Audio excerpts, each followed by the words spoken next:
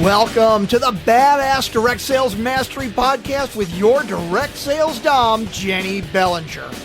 Badass Direct Sales Mastery is a podcast for rock star direct sales moms who are determined to make their business kick ass. Jenny will share her knowledge of effective sales and recruiting techniques, tips to get what you want from your business, and will interview direct sales professionals and leaders from various companies. The interviews will give insight to how these rock stars got to where they are and where they plan to grow in the future.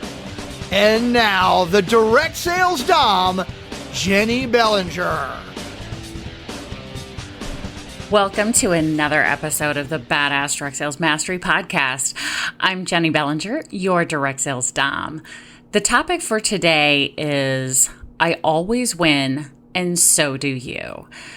When you're an entrepreneur, you don't always feel like a winner unless you change how you think about the losses. It's my experience that many people hold a win or lose mindset. In any given situation, somebody can only win or lose. Now, some people maintain a win or lose or tie mindset, which leaves room for an outcome to be neutral, neither a win or a loss. But very few maintain a win-win mindset consistently. And what this means to me is that in any given situation, I win or I learn. And in my opinion, those learns are bigger wins than a win because we grow more from a painful situation where we didn't win. Thomas Edison famously attempted thousands of versions of the light bulb. Now, I don't know how true this story is or whatever, but this is what I looked up and found. So when he was asked by a reporter about all of his failures, his response was, "I have not failed. I just found 10,000 ways that didn't work." That must have been really frustrating.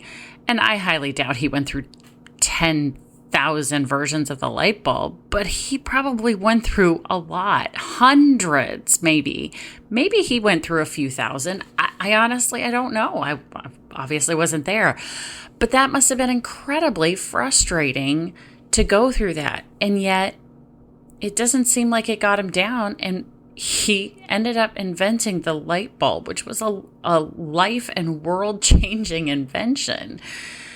So imagine if you stopped grousing about your ways that didn't work, celebrate the fact that you tried and failed and learned what not to do, and then moved on to the next idea.